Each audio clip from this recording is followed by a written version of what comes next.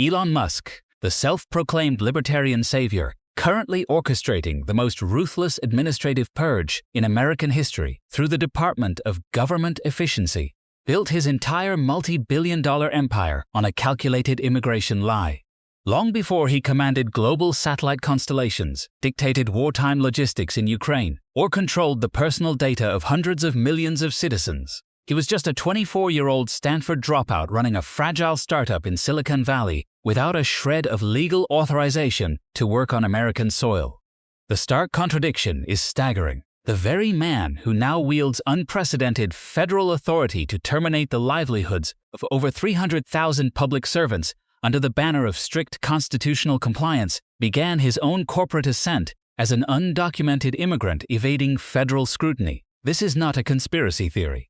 It is a documented corporate reality buried deep within the early investment records of Zip2, where venture capitalists had to scramble to secure him a specialty visa before a public audit could derail their millions. By watching this investigation to the very end, you will discover the hidden legal maneuvers that saved Musk from immediate deportation, the terrifying psychological machinery forged in the shadows of South African apartheid that makes him fundamentally incapable of accepting state oversight, and the ultimate audited truth behind his latest Washington experiment, including a catastrophic security breach that temporarily paralyzed America's nuclear safety protocols. The metrics of his survival defy every established rule of modern governance, proving that with enough capital, the line between an illegal outsider and a shadow sovereign completely vanishes. To understand the uncompromising administrative architecture of the man reshaping Washington today, one must return to the hyper-segregated suburbs of Pretoria in 1971. Elon Musk did not emerge from a vacuum. He was forged in the dying, violent twilight of South African apartheid, protected by an extreme layer of economic privilege that fundamentally isolated him from the structural collapse surrounding him. The Musk family belonged to the affluent white elite, residing in a sprawling mansion in the ultra-exclusive Waterkloof neighborhood. Outside their gates, the state enforced a brutal regime of martial law, crushing black townships under iron-fisted military control. Inside those gates, a completely different brand of psychological warfare was taking place. This extreme societal division planted the initial seeds of Musk's unique libertarian worldview, an absolute, deep-seated conviction that state mechanisms are inherently oppressive, and that true freedom is an isolated Darwinian struggle where only the hyper-capable deserve to dictate the rules of engagement. The structural violence of the state was mirrored perfectly within the walls of his childhood home. His father, Elon Musk, was a highly successful engineer but an emotionally devastating figure.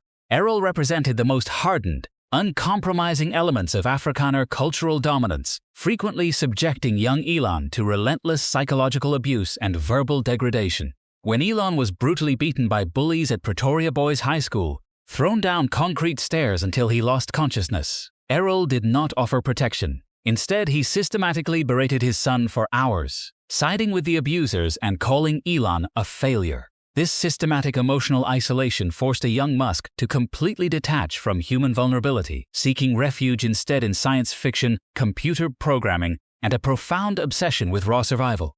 The intense trauma inflicted by Errol did not break Elon. It calcified his psyche, turning him into a corporate survivalist who viewed any form of external authority, whether a hostile father or a regulatory federal agency, as a mortal threat that had to be dominated. By 1989, the mandatory conscription laws of the South African Defence Force loomed over Musk like a prison sentence. Refusing to serve as an enforcement mechanism for a military regime he despised, and desperate to escape the toxic gravity of his father, the 17-year-old orchestrated a calculated exit. Utilizing a Canadian passport obtained through his mother, Mai, he boarded a flight to Saskatchewan with nothing but a suitcase and an unforgiving internal drive. The transition was brutal. The pampered son of a Pretoria elite suddenly found himself clearing toxic sludge from lumber mill boilers and cutting logs in rural Western Canada for survival wages. It was a violent demotion in social status. Yet, Musk embraced the hardship as a form of deliberate psychological conditioning. When he eventually transferred to Queen's University in Ontario, and later to the University of Pennsylvania on a student visa, Musk decided to test his physical thresholds through a highly calculated starvation experiment. For a full month, he forced himself to live on exactly $1 a day, consuming nothing but cheap hot dogs and bulk oranges. This was not a consequence of absolute poverty, but rather a deliberate scientific evaluation of his minimum baseline for survival. Musk wanted to prove to himself that if his grandest business ambitions ever collapsed into complete bankruptcy, he could still survive on next to nothing. It was a terrifyingly logical exercise in self-reliance. If the worst-case scenario meant living on $30 a month, then no venture capitalist, no corporate board, and no government regulator could ever truly hold leverage over him. Yet, as he concluded his undergraduate degrees in economics and physics at Penn, his gaze locked entirely on the explosive dot-com boom occurring in California. The traditional academic routes felt painfully slow for a man operating under a hyper-accelerated timeline of personal destiny. In the summer of 1995, Musk moved west to enroll in a prestigious materials sciences graduate program at Stanford University. He attended exactly 2 days of classes before walking away from the university forever. It was a breathtakingly reckless gamble that instantly severed his legal ties to the academic institution, keeping him in the country. By prioritizing immediate corporate opportunity over federal compliance, Musk stepped off the map of legal immigration and entered a high-stakes gray area that would threaten to derail his very first multi-million-dollar enterprise before it even began. When Elon Musk walked out of Stanford University in the late summer of 1995 after attending just 2 days of graduate lectures, he didn't just abandon academia. He walked directly into a legal abyss. Under United States immigration law in the mid-1990s, an international student on an F-1 visa was granted legal presence under strict, non-negotiable conditions. They had to remain enrolled as a full-time student at an accredited institution. The moment Musk dropped out to chase the explosive, uncharted gold rush of the dot-com boom, his legal status evaporated. He no longer possessed a valid visa to remain in the United States, let alone the mandatory authorization to work, earn income, or establish a commercial corporate entity. In the hyper-accelerated environment of Silicon Valley, Musk and his brother Kimball rented a tiny, suffocating office at 430 Sherman Avenue in Palo Alto to build Zip2, an early online business directory that mapped local listings for newspapers. To save every penny, they slept on the floor of the office, showered at the local YMCA, and kept their servers running on a shoestring budget.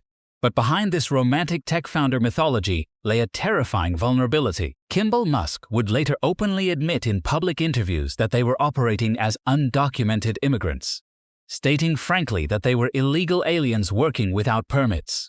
Elon was fully aware that a single random spot check by immigration authorities or a minor legal dispute could trigger an immediate federal deportation order, shattering his American dream before a single line of proprietary code could be commercialized. The stakes shifted from hazardous to catastrophic in 1996, when the prominent venture capital firm Moore Davidow Ventures agreed to inject $3 million into Zip2 to scale the company. Professional institutional investors do not hand millions of dollars to companies operating in the shadows. During the rigorous due diligence process, the firm's attorneys looked into the regulatory history of the startup and stumbled upon a legal landmine. The star young founder and chief technological architect of the company did not legally exist within the American workforce. The discovery sparked immediate panic among early board members.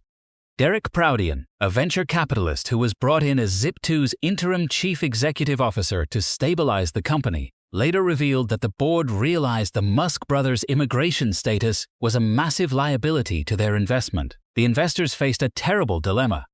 If federal regulators audited the company, the entire enterprise could be frozen, the founders deported, and millions of dollars in venture capital permanently wiped out. Proudian and the board's legal team had to launch a frantic, high-stakes emergency intervention. They placed the Musk brothers on a strict corporate quarantine, instructing them to stay out of sight of any regulatory scrutiny, while immigration attorneys rushed to manipulate the system. They systematically restructured the company's internal employment records and aggressively petitioned the federal government to transition Musk onto an H-1B specialty work visa. Even as the legal machinery patched over his immigration exposure, a bitter internal war for control broke out inside Zip2.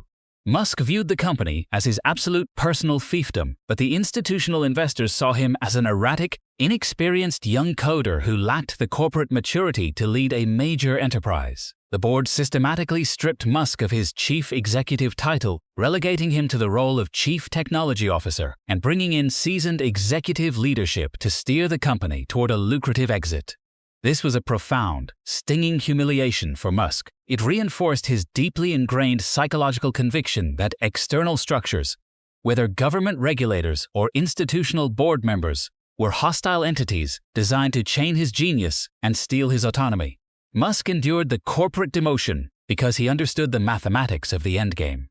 In February 1999, the personal computer giant Compaq Computer Corporation acquired Zip2 for $307 million in cash. The massive buyout completely vindicated the venture capitalists, but more importantly, it handed Elon Musk a personal payout of $22 million.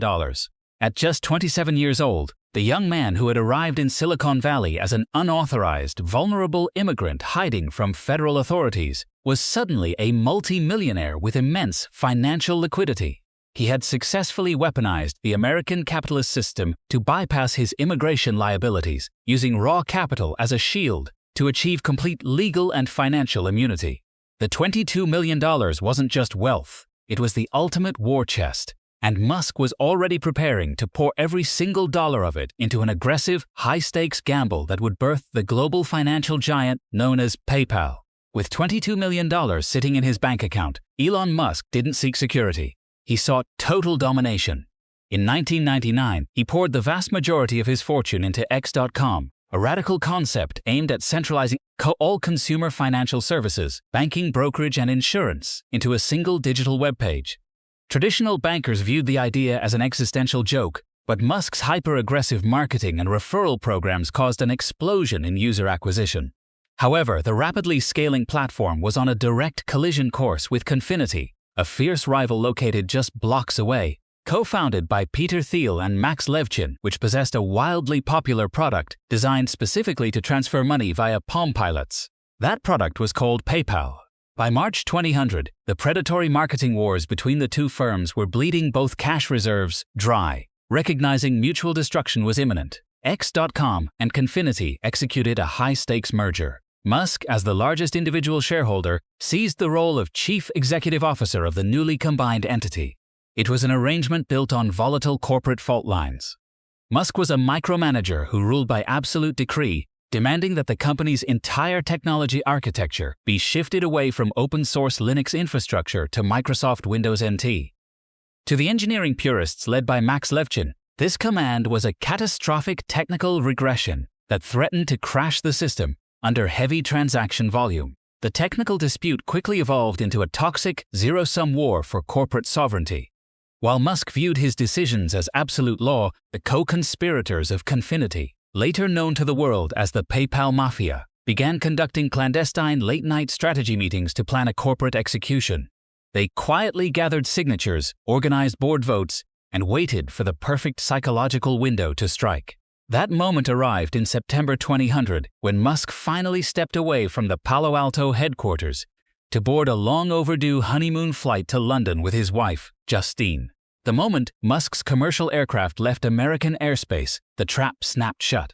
Led by Peter Thiel and Reid Hoffman, the rogue board members delivered a formal coup de main, orchestrating an emergency board meeting that stripped Musk of his CEO title mid-flight and immediately reinstated Peter Thiel as the head of the company. When Musk touched down in London, his phone lit up with the news of his systematic corporate assassination. He immediately boarded the next flight back to California, desperate to confront the board and reverse the coup. But the resistance was absolute. Thiel and Sachs had locked down the company's internal servers and secured the loyalty of the core staff. Musk was forced to realize that despite his massive equity position, he had been thoroughly outmaneuvered, humiliated, and exiled from his own kingdom. A lesser entrepreneur would have allowed the deep bitterness of the PayPal coup to trigger a destructive, prolonged legal warfare that fractured the startup's equity structure. But Musk possessed a cold, hyper-logical clarity when assessing long-term financial outcomes.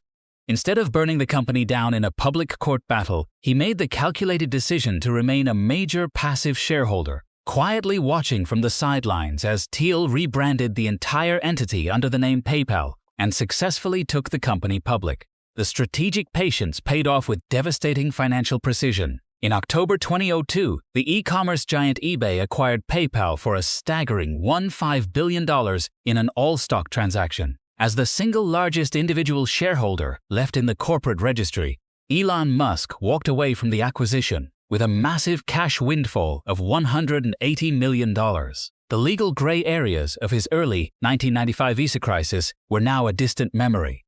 Armed with a newly acquired United States citizenship certificate, granted that very same year, and an unassailable financial war chest of nearly $200 million, Musk was no longer an unauthorized outsider trying to survive in the American tech ecosystem.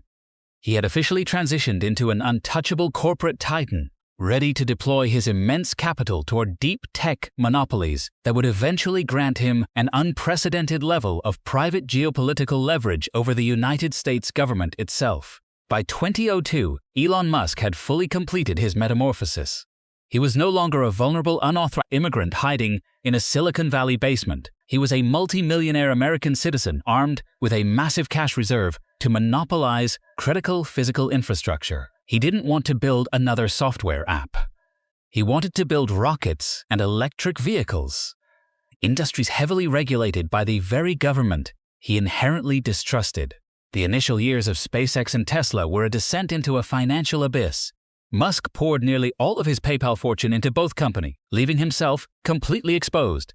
By late 2008, he reached the absolute threshold of ruin. SpaceX's Falcon 1 rocket had failed 3 consecutive times to reach orbit. Simultaneously, Tesla was bleeding cash rapidly due to severe production delays and manufacturing design flaws with the early Roadster. The global financial system was collapsing, venture capital had dried up entirely, and Musk was down to his last $9 million.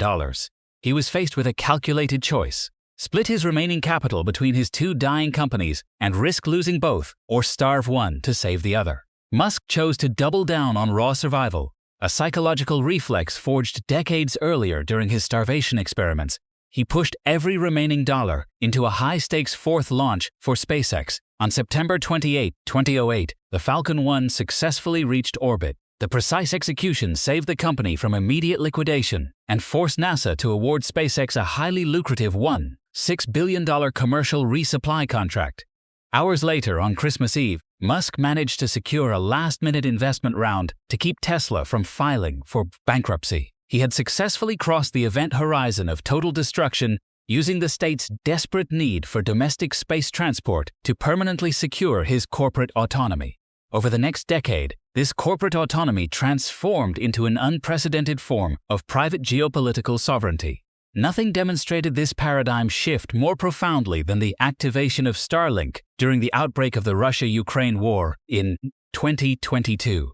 When traditional communication networks across Ukraine were systematically dismantled by targeted cyberattacks and missile strikes, Musk stepped into the vacuum.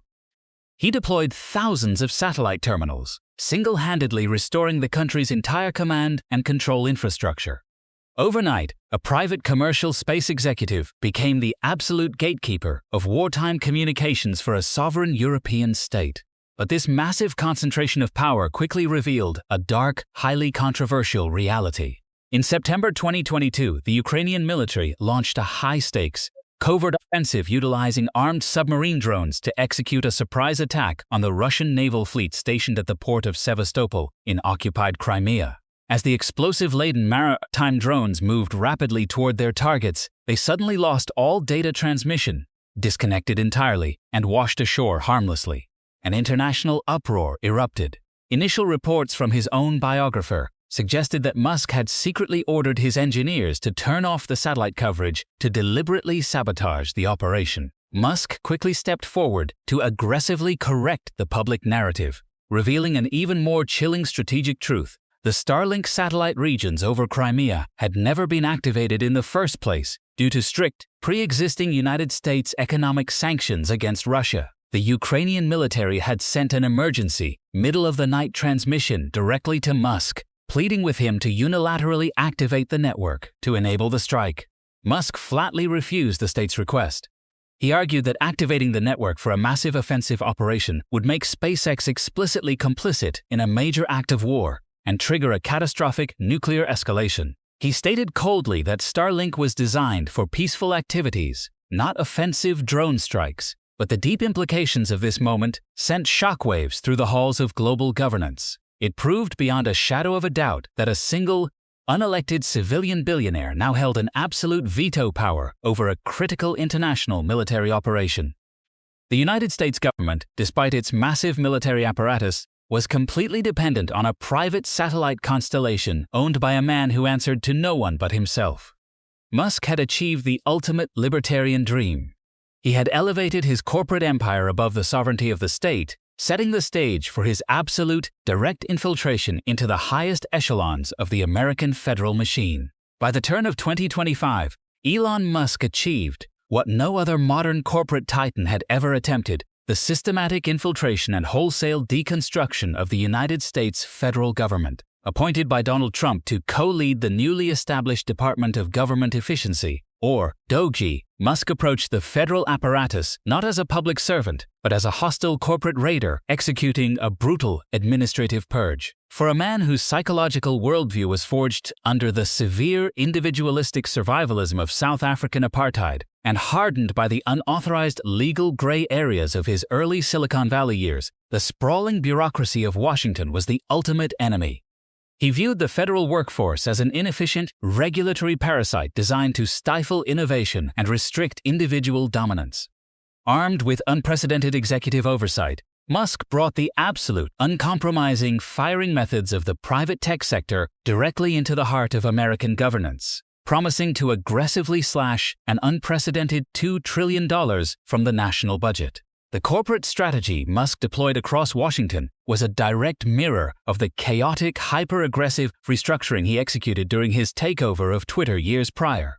He instituted mandatory back-to-work ultimatums, stripped away long-standing civil service protections, and utilized sweeping algorithms to identify and terminate over 300,000 public employees overnight.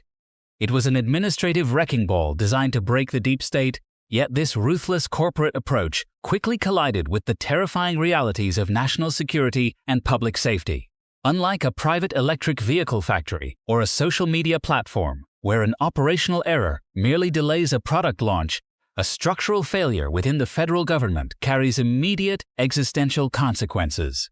The limits of Musk's absolute management philosophy became painfully evident as critical federal departments degenerated into operational chaos. At the National Nuclear Security Administration, the agency responsible for safeguarding the United States military atomic arsenal, Musk's blunt cost-cutting algorithms systematically eliminated hundreds of specialized national security personnel. These high-level experts were instantly stripped of their top-secret informational clearances and locked out of federal facilities under the assumption that they were redundant administrative staff. The resulting vacancy created an immediate, catastrophic vulnerability in the nation's nuclear defense protocols. Terrified military officials were forced to step in and execute an emergency reinstatement of the personnel to prevent a direct threat to the safety of the national weapons stockpiles. Simultaneously, the same indiscriminate corporate cuts paralyzed the United States Department of Agriculture. Musk's team executed mass terminations of specialized biosecurity staff and veterinary field experts tasked with monitoring and containing highly contagious strains of avian influenza. With the frontline regulatory defense completely dismantled, agricultural regions faced an immediate risk of an uncontrolled disease outbreak, forcing the department into a state of total panic as they scrambled to urgently rehire the very experts Musk had dismissed. Furthermore, at the United States Treasury, Musk's team triggered severe security frictions by demanding direct physical access and live video walkthroughs of high-security national gold storage reserves like Fort Knox, violating strict, long-standing military security protocols and sparking intense pushback from national defense leaders. By the time the final financial audits of 2026 were compiled, the grand illusion of the corporate efficiency experiment was completely shattered. Despite Musk's public declarations of saving the American taxpayer $2 trillion, the official state metrics revealed that the Department of Government Efficiency had achieved actual net savings of only $215 billion. In a devastating twist of irony, the indiscriminate firing of essential personnel and the reckless termination of core technological government contracts forced the state to hire hyper-expensive outside consulting firms to manage the ongoing operational crises. This corporate outsourcing caused the actual running costs of the federal government to increase by 3%. The sweeping systematic failures proved a definitive, unassailable truth. The autocratic, unyielding corporate governance formulas that Musk used to conquer the market completely collapsed when applied to a highly complex public infrastructure. Managing a global superpower required a delicate, sophisticated balance between economic efficiency and national stability, a balance that the world's richest man was fundamentally incapable of maintaining. The trajectory of Elon Musk, from an unauthorized, vulnerable immigrant in 1995 to the architect of a federal purge in 2026, exposes the profound evolution of modern global power. His journey proves that when wealth reaches an astronomical scale, it transcends mere financial luxury and morphs into a form of private state sovereignty. For decades, Musk operated on a singular, hardened psychological belief born in the trauma of his youth, that structures, laws, and regulations are nothing more than artificial barriers designed to suppress individual genius. By weaponizing the raw, unrestricted mechanics of American capitalism, he successfully bought his way out of immigration liabilities, built unassailable deep tech monopolies, and ultimately elevated himself above the very state apparatus that once threatened him with deportation. He became a ghost king within the global system, an unelected civilian who could single-handedly dictate the communication networks of foreign battlefields and challenge the security protocols of the world's most powerful military. Yet, his dramatic venture into Washington through the Department of Government Efficiency revealed the definitive boundaries of his autocratic philosophy. The corporate algorithms and ruthless management formulas that allowed him to dominate the free market completely collapsed when forced to confront the immense responsibility of public governance. You cannot manage a global superpower like a private tech factory when you treat national security, nuclear safety, and public biosecurity as redundant line items on a corporate balance sheet. The system does not become efficient. It breaks. The audited metrics of his administrative experiment stand as an unassailable warning, proving that the blind eradication of regulatory structures yields only operational chaos and systemic failure. Ultimately, the story of Elon Musk forces us to confront a vital, deeply unsettling question about the future of our world. Are we moving toward a dangerous new paradigm where borderless corporate fiefdoms possess more leverage than sovereign democratic nations? When a single private individual holds the power to activate or deactivate global satellite networks during a war, or dismantle the protective framework of an entire government, the traditional boundaries of democracy are permanently altered. The ultimate lesson of his ascent is not just that an outsider can conquer the system, but that if the system allows itself to be entirely commercialized, it will eventually be dismantled by the very giants it helped create.